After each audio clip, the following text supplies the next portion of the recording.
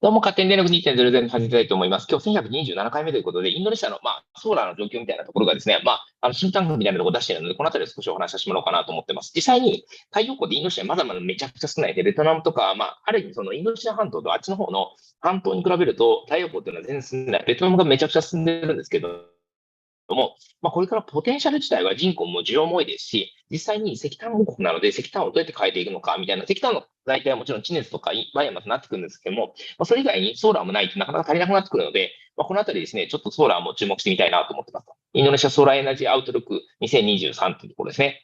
Executive summary. In 2022, solar has finally made its way into the large part of Indonesia's net zero emission pathways. Several studies and analyses, including IEA and MEMO, have shown that solar will play a vital role in Indonesia's deep decarbonization by 2060 or by mid-century, requiring at least one-third of electricity generation or 60% of installed power capacity to come from solar by 2060. まさにすごいですよね。3分の1ぐらいは、発電量、電力量でもそうですし、多分キャパシティでいくと60%ぐらいになってくると。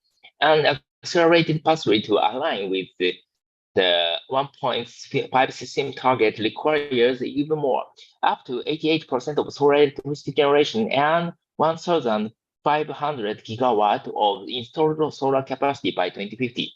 That said, Indonesia's current solar development has chronically fallen short of the deep decarbonization requirement, standing at only 0.2 gigawatts. すごいですね。0.2 gigawatt しかないと of installed capacity and generating only less than 1% total electricity generation by the end of 2021. Despite having a very low deployment today, some significant progress has been made slowly in the sector. This is reflected in the decline of utility-scale solar PPAs. Between 2015 and 2022, solar PPA prices have declined by 78% from $0.25 per kilowatt hour to $0.0056 per kilowatt hour. Bids in 2020's equally potent solar auction even revealed record low bids to below 0.04 per kilowatt hour dollars, 84% decline compared to 2015's PPA prices on 0.25 per kilowatt hour dollars. In terms of project pipeline, there are currently 8 projects that have been tendered, totaling 585 megawatts in capacity. This includes Shirata 145 megawatt, FPV project, Bangka 10 megawatt, and Bali 2 by 25 megawatt. Ground-mounted solar projects and 4 projects from Indonesia Power's Indonesia Equality Partner Auction. 2 of them are Saguling 60 megawatt and Singkarak 50 megawatt floating solar projects that have recently signed an MOU with PLN for the implementation. Floating solar is expected to continue leading utility-scale solar development within PLN's the capacity addition plan. As of Q3 2022, there are at least 3 projects totaling 325 megawatt in the pipeline auction and 8 projects totaling 731 megawatt that are still in pre-development stage. Partnering with PLN subsidiaries, PLN Indonesia Power or PLN Nusantara Power, previously PJB, under 5149 project, equity structure seems to be preferred project development style going forward. This is apparent in the case of Chitra, Saguling, and Singlac floating solar projects and is likely to be followed in other cases such as Kedun Ombo, Gajah Mangkul, and Sutami that already have development agreements from either one of PNL's subsidiaries. Some FPV project in Batam Island has also been identified and could enter construction phase in the next 2 or 3 years. PNL's diesel conversion program has also taken place. in March 2022, PNN issued the RFP for the first phase of the diesel conversion to renewable program. The first phase of the program aims to convert 212 megawatts out of 499 megawatt diesel plants in 182 locations into solar plus storage project using location clustering, 8 clusters, while the remaining 287 megawatt will be carried out in the second phase in a yet-specified time frame. While location clustering improves auction volume and economics, developers note geographical and time constraint challenges to make bids. The RFP originally expected BPA signing of the first 2 clusters by October 22, but seems to be facing a delay. The much anticipated release of presidential regulation is expected to bring a breath of fresh air to the sector. Not only does it set a new power purchase pricing policy for renewables, it also laid the groundwork for the acceleration of renewable development by setting out an instruction to accelerate the closure of coal power plants. The latter may pave the way for higher RE planning in future LPTLs and could also open up the opportunity for contract negotiation of rigid coal PPAs to be operated more flexibility during the transition time.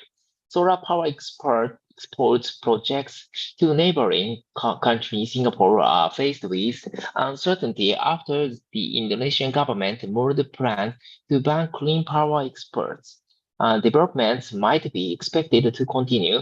However, given that Indonesia and Singapore have signed an MOU on energy cooperation in early 2022. If the projects are successful, it could open up a path toward realizing the ASEAN Power Grid (APG), a regional supergrid that allows multilateral electricity trading between the 10 ASEAN member states that have been a long-standing goal of ASEAN since 1997. Rooftop solar deployment, Willis has enjoyed modest growth in the past 4 years, has been stalled by the capacity limitation imposed by PLN in early 2022 due to concerns about overcapacity conditions. The implementation of MAMO 26/2021, which upgrades the net metering ratio to 1:1 for 10.65, has also stalled due to the same reason. The government's 3.6 gigawatt by 2025 rooftop solar PSN target is at least, should the capacity limitation persist into 2023, as much as 2.3 gigawatt of solar project pipeline from 31 decorators at the Indonesia Solar Summit 2022 is also at risk of being downsized into lower capacity or even non-realization when the business case change. Deep decarbonization of Indonesia's energy system will require a massive deployment of solar PV. This means that Indonesia must consider how and where it gets a supply from.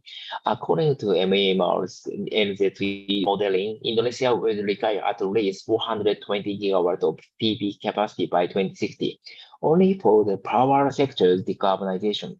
For a deep decarbonization of the entire energy sector, buildings, transportation, and industry, Indonesia will require at least 1,500 gigawatts of installed PV by 2050. Globally, however, China has dominated the entire PV manufacturing value chain, holding at least more than 80% shares across the value chain, posting supply chain vulnerability in the foreseeable future.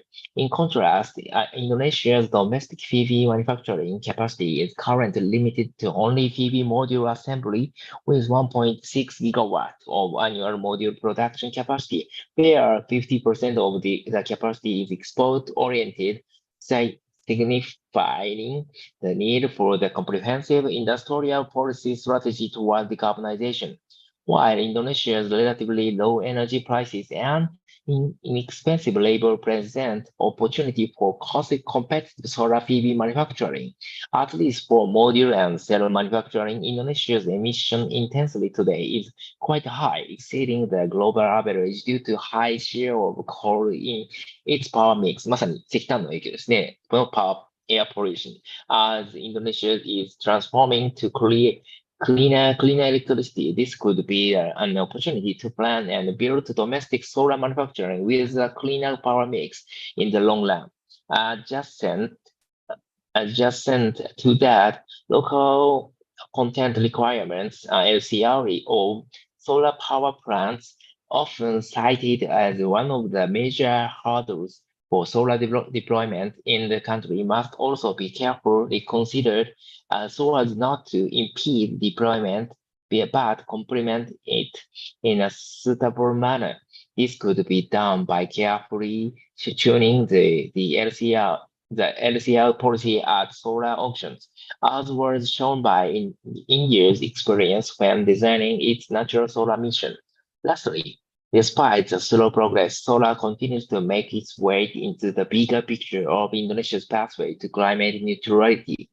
Several barriers related to coal overbuild has slowly been removed by the no new coal moratorium and accelerated closure of coal-free instruction of the Presidential Regulation 112/2022. This will certainly pave the way for the higher planned solar capacity addition in the upcoming LPTLs, owing to solar's abundant resource and cost competitiveness. Ultimately, auction scheduling and auction design will be pivotal is realizing the many good potential of the presidential regulation and higher eventual solar planning and ambition. Solar energy will play an essential role in the decarbonization of the global energy system and the mitigation of climate change.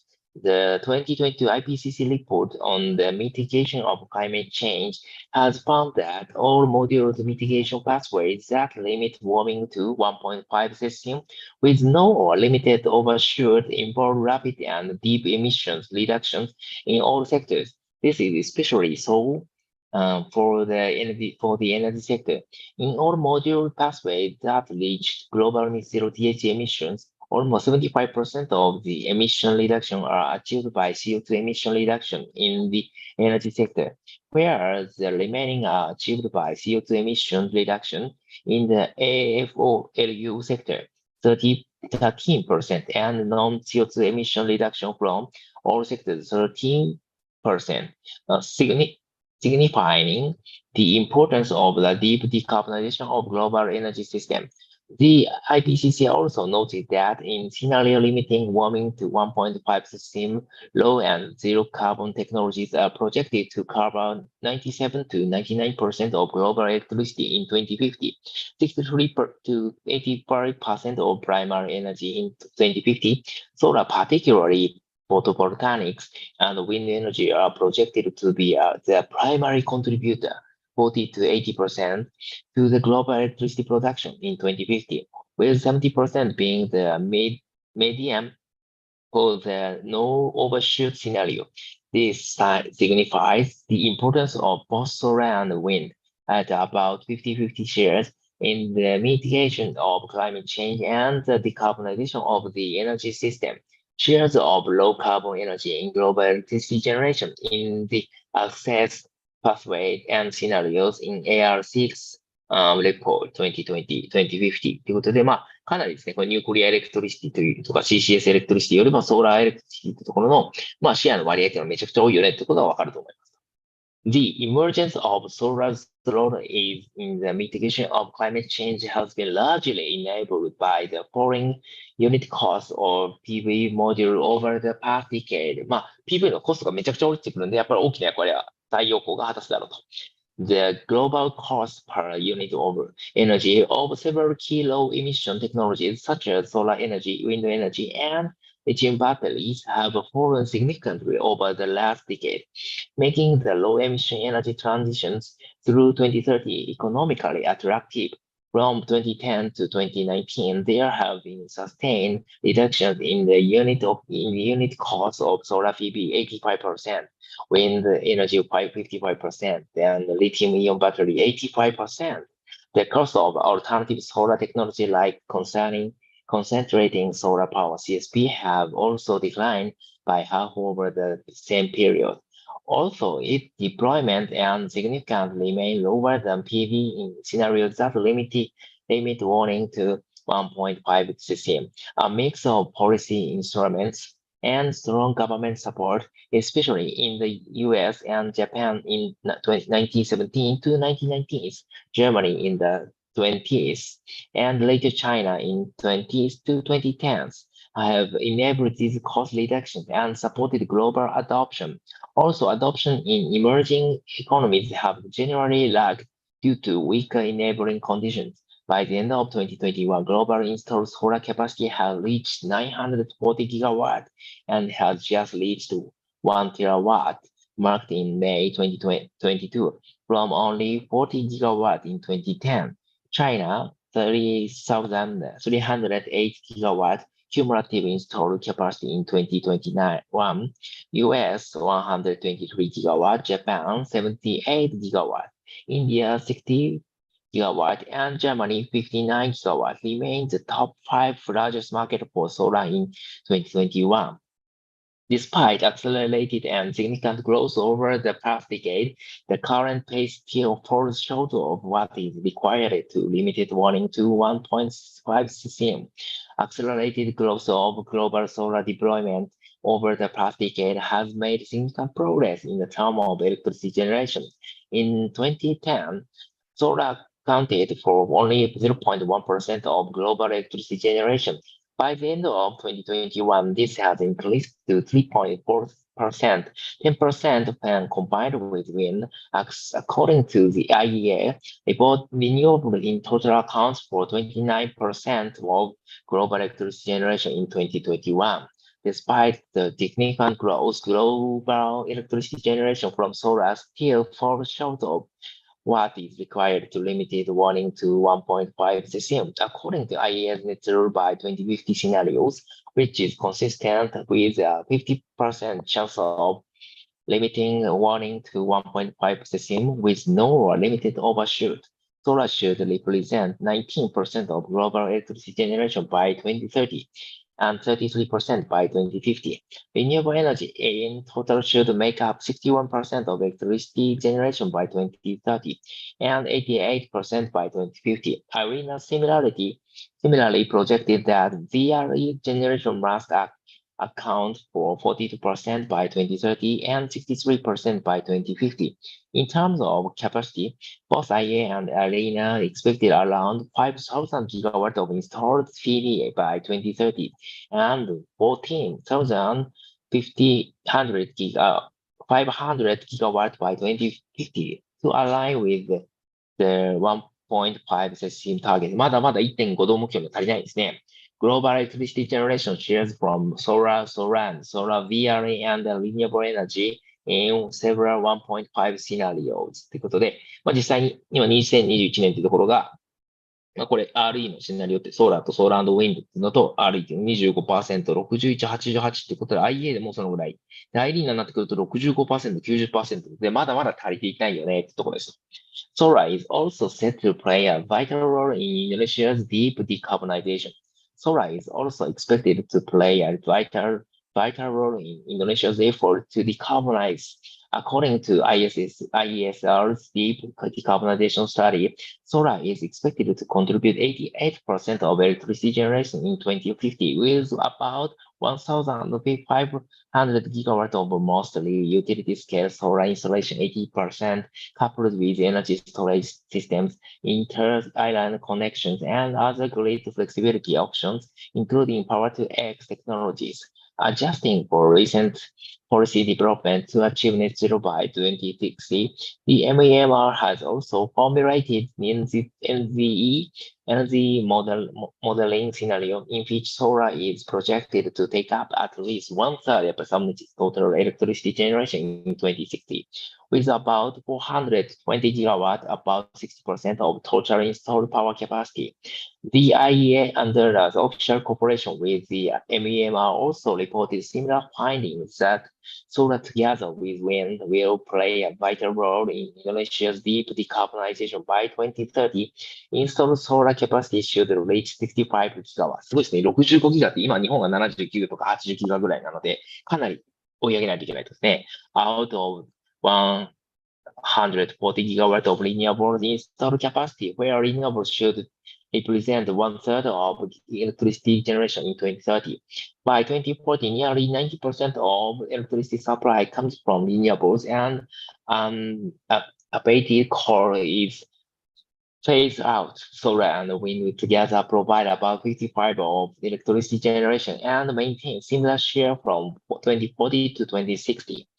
While there have been many studies and models that show the important role of solar in Indonesia, Indonesia's current solar deployment has only reached 0.0.2 ギガワットやばいですね。By Q3 2022, its solar shares in electricity generation of only less than 1%. Understanding the importance of solar in Indonesia's deep decarbonization, Indonesia Solar Energy Outlook 2023 aims to track and analyze policy and market deployments of solar in Indonesia with the aim to inform policymakers and other relevant stakeholders in both the public and private sectors to accelerate solar deployment in Indonesia. Solar capacity and generation mix in Indonesia and the energy sector pathway installed capacity gigawatt ということで、実際太陽光というのは1492 ISCSI のところで言うと、かなり多く必要になってくると。で、definition ということで、まずは definition の定義があって、in this report, utility solar scale is defined as ground-mounted or floating solar project with a minimum capacity of 1 megawatt that sells and transmits electricity to an electronic utility through a power purchase agreement, PPA. Colloquially, that is known as independent power produced IPP solar. In Indonesian context, this does not only refer to IPP projects that sell electricity to PLN, state-owned electricity utility, but also to other wilayah Usaha license holders, that is private power utilities PPU, large scale and 10 megawatt non-rooftop solar project owned by PLN directly without PPA is also included in this category, while the term utility scale in this literal sense may refer to its project size, which may vary and usually range between 1 megawatt to 10 megawatt.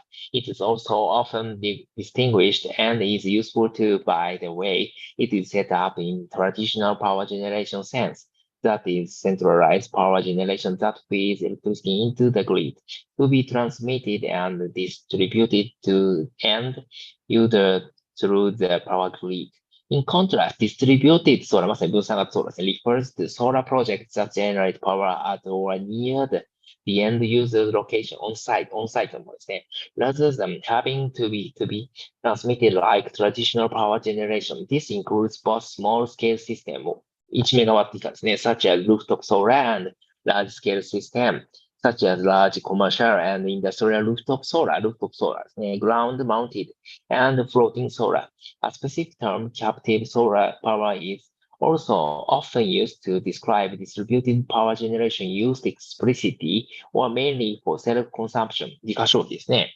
Further, captive power is often distinguished by power generation that supply end user directly rather to electricity utility.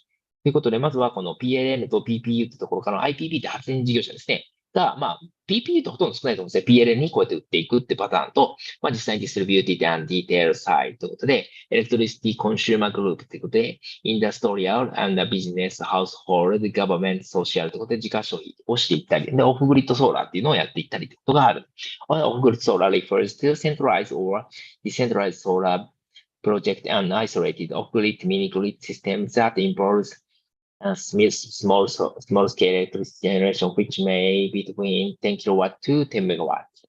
Distributed solar offers alternative first adoption compared to utility scale solar. It is deployment, however, is hampered by the recent maximum capacity limitation. Distributed solar, 分散型ソーラーの話ですね。Particularly, rooftop solar has enjoyed modest growth since the release of MMO 49 2018 that allows net metering in PLN system. Since 2019, the sector has added about 1,300 users on average every year, adding about an average of 15 megawatt annually. As of H1 2022, total installed rooftop solar capacity from PLN consumer only reached 63 megawatt with a total of 5,848 users. Despite decent progress over the years, this year's growth has been hampered by PLN-imposed restrictions started in March 2022 that limits rooftop solar maximum capacity installation to only 10 to 50% of the customer's installed power connection from originally 100% due to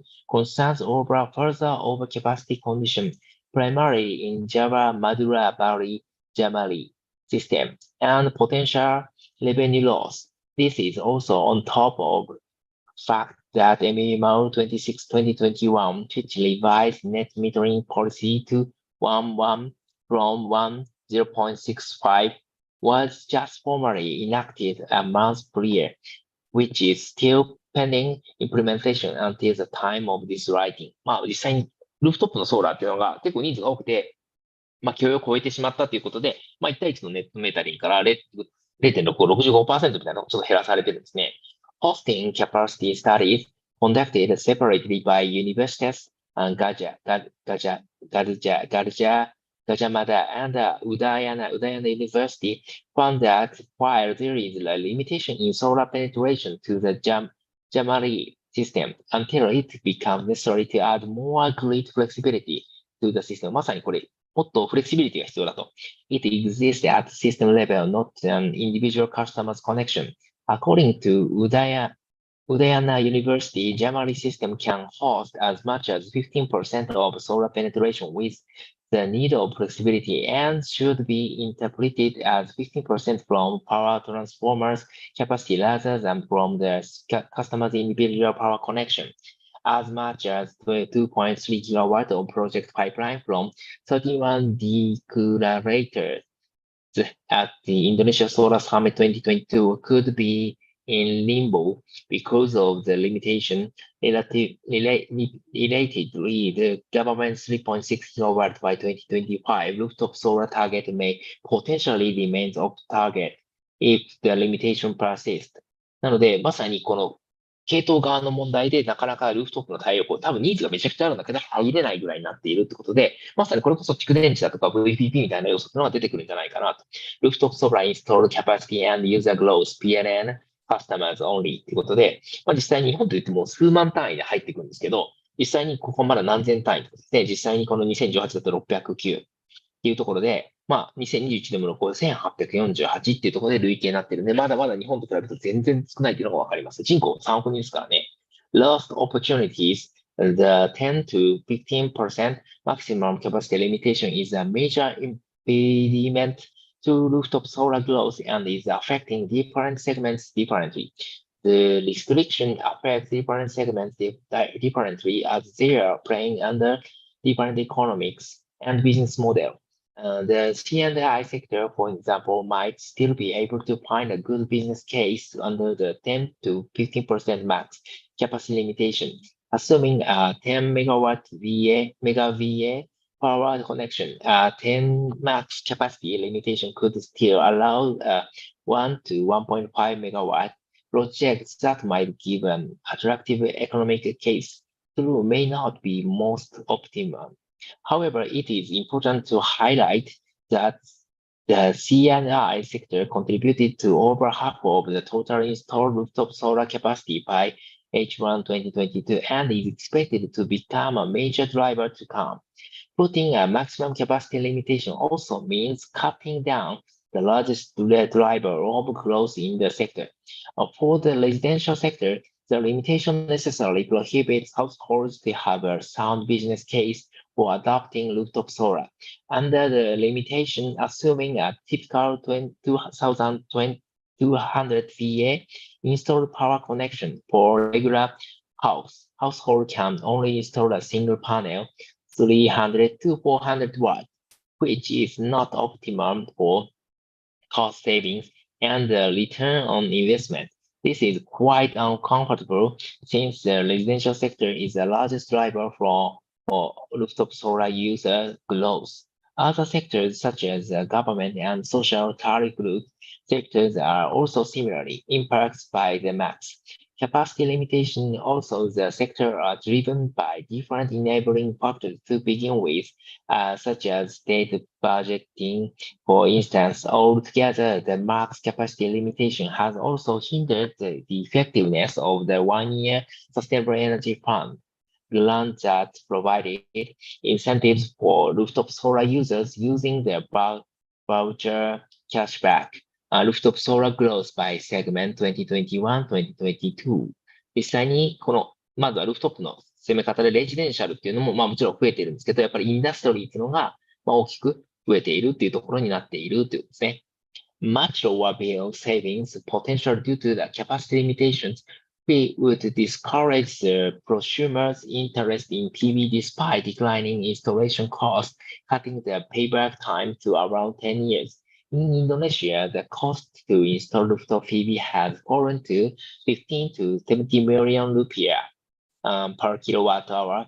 But as a result, for example, if there is a 2,200 VA PLN customer who wants and is allowed to install 100% from installed power subscription of PV capacity, the installer has the potential to reduce electricity bills approximately 56 million rupees within the PV lifetime. Additionally, additional savings can further be obtained through the SEF program to prospective PV installers. In addition to the benefit of electricity bill saving in a grid-tied PV system, adding a battery today would give a proper electrical supply security in case of the utility power outage or at only a small additional cost. It should be noted that the national SAID and SAIF in 2021 are 9 hours and 10 times respectively, and historically occur longer and more often to customers who live outside the Java utility system. Small battery packs can meet the technical requirement as a backup appliance. A typical commercial 1 kilowatt-hour battery sold in the Indonesian marketplace for $200 per kilowatt-hour could sufficiently back up the house power outage for 2 to 4 hours when it is fully charged. IESR estimates a trade-off to equip a 2.2 kilowatts rooftop PV with a battery would be a slight increase of initial capital cost of around 7% for every kilowatt-hour storage capacity, depending on the battery type. Also, the capital to install rooftop PV is now much more affordable. The capacity limitation set by PLN without a definite period heavily discouraged the interest of potential PV adopters. EV with the upper limit of 15%, the electricity cost savings for residential customers 2,200 to 3,500 VA practically will be less than 5% of 100% capacity limit. Any form of regulation, renewal of net metering or incentives such as installation subsidies, therefore, can also be counterproductive as long as capacity restrictions are in place. A potential bill savings from installation of rooftop PV with different capacity limits. The Indonesian government should instead start fostering rooftop solar uptake to the point of self-sufficiency. What Indonesian policymakers should aim to do instead, all the core alliance progress toward deep and rapid decarbonization is to stimulate early market development to the point of self-sufficiency. That is by providing stable policy environment for stable growth and industry development. While utility pushback is common when it comes to distributed solar adoption anywhere in the world, Indonesia must carefully consider its policy design to align incentives for both PLN and the adapters. The government could consider the following uptake profile when considering a policy design. A decade ago, policymakers have used production-based incentives such as feed-in tariffs, capital subsidies, or tax benefits to kickstart distributed solar adoption at a time when the cost of solar panel was still very expensive, 85% more expensive than today's. With the falling cost of solar panels today, less and less subsidies are required to make a distributed solar system cost competitive. Hence, the policy removal after a self-sustaining market is achieved ideal profile. Historically, though, policymakers found it difficult to ignite the market takeoff without an unsustainable boom. Markets such as Europe, Japan, Australia, and more recently Vietnam have offered generous feed-in tariffs that led to a boom-bust uptake when the policy support was removed, while it is sometimes inevitable to do so.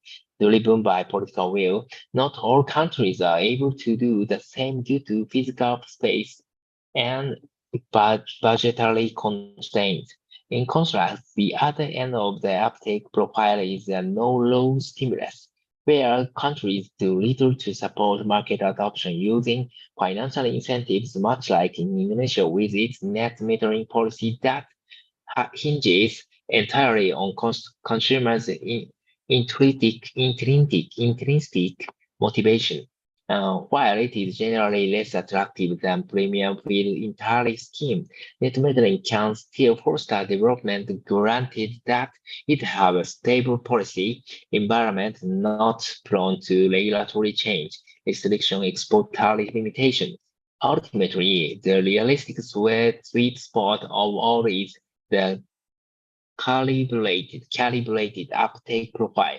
While policymakers can drive customer interest without unsustainable boom by aligning incentives to market dynamics and adjusting policy support based on desired adoption level.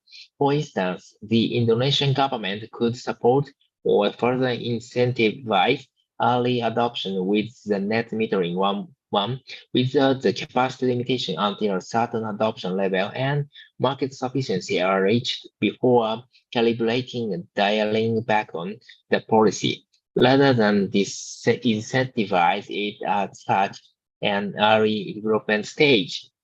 まさにポリシーリムーバルガーンと落ちていくってことですね。アイディアっていうのが、そこにやってほしいと。Illustrated Policy Driven Distributed Solar Uptake Profiles。ということで、実際にですね、かなりこの太陽光っていうのはこれからやっていかなきゃいけないんだけど、なかなか規制当局だとか、いろいろなところがうまくいっていない。で、分散型っていうところもやっぱり PLL の、ある意味そのフレキシビリティの問題だとか出てくるので、まさにこのあたりがやっぱり VPP 的に解決していったり、昼間の需要を増やしていったりみたいなところを、いろいろやっていく必要が、ソリューションとしてあるんじゃないかなと思いました。以上です。